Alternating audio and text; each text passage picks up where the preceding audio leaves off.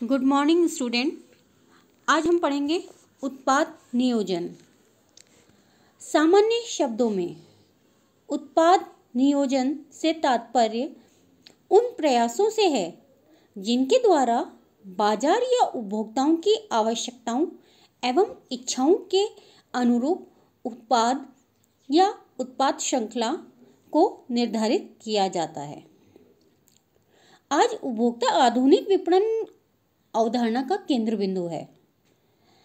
उपभोक्ता की आवश्यकताओं और इच्छाओं की संतुष्टि के लिए आज संस्थाएं अनेक कदम उठा रही हैं और उत्पाद नियोजन एवं विकास उनकी संतुष्टि की दिशा में उठाया हुआ महत्वपूर्ण कदम है। और इस उत्पाद नियोजन को अनेक विद्वानों ने अपने अपने अर्थों में परिभाषित भी किया है। उसमें स्टैंटन ने कहा है कि उत्पाद नियोजन में वे सब क्रियाएं सम्मिलित हैं जो उत्पादकों तथा मध्यस्थों को यह निर्धारित करने में सक्षम बनाती है कि संस्था की उत्पाद श्रृंखला में कौन कौन से उत्पाद होने चाहिए। इसी तरह की डेफिनेशन दी है मैसन तथा रथ ने।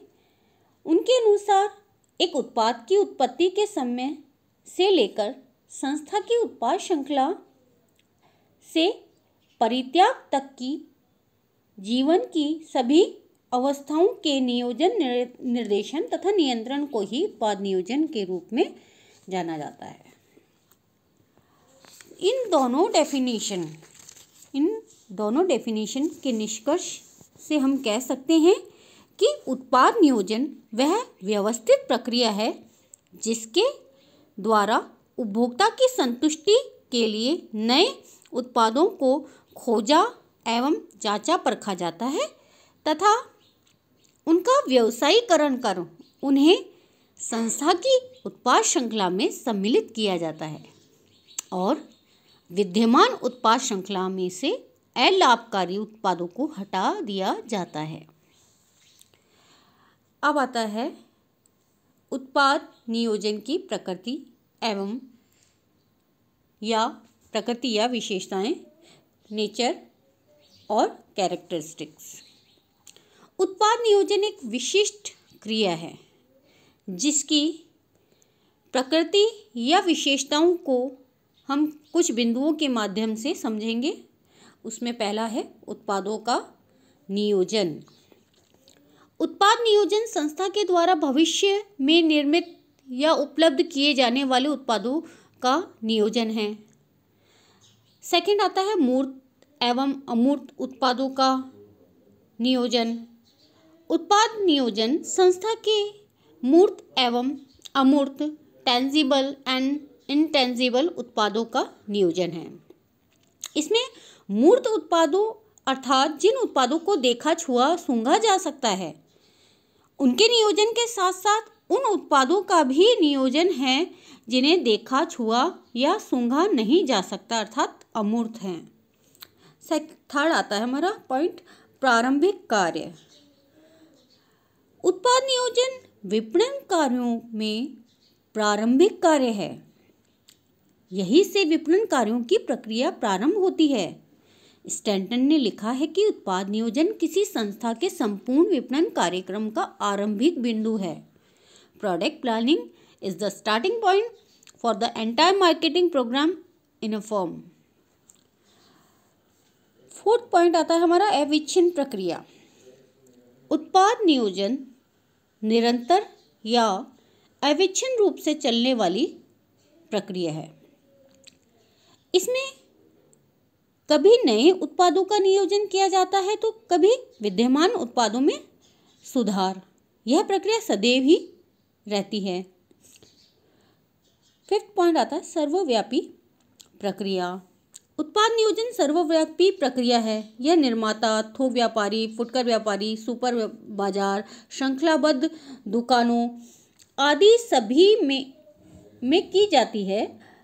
अंतर केवल इतना ही है कि निर्माता माल के निर्माण से पूर्व उत्पाद नियोजन करता है जबकि मध्यस्थ माल क्रय करने से पूर्व उत्पाद नियोजन करते हैं। 6 पॉइंट आता है आवश्यकताओं एवं इच्छाओं की पूर्ति। उत्पाद नियोजन उपभोक्ताओं की आवश्यकताओं एवं इच्छाओं की पूर्ति के लिए किया जाता है।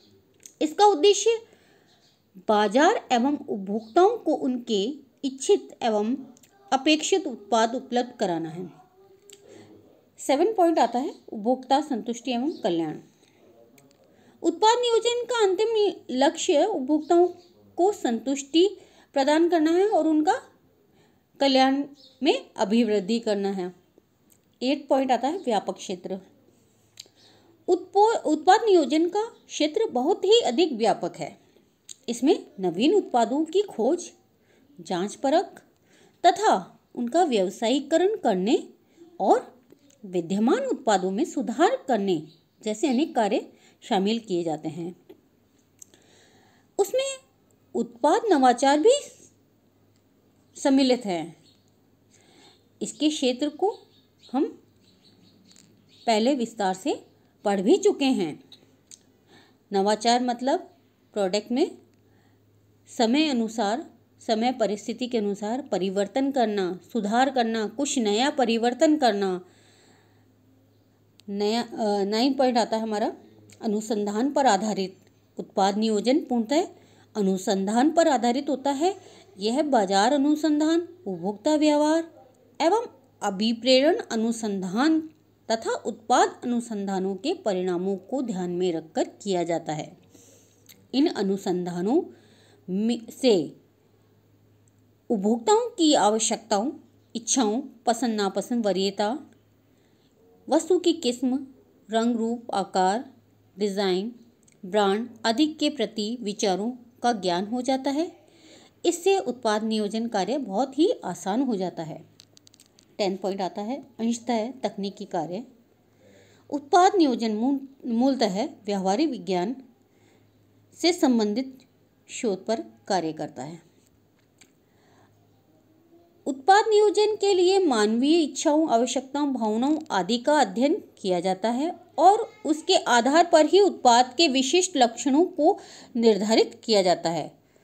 तत्पश्चात इन विशिष्ट लक्षणों के आधार पर उत्पादों के लिए तकनीकी कार्य उत्पाद प्रबंधन से संबंधित होते हैं, प्रारंभ किए जाते हैं और उत्पाद को भौतिक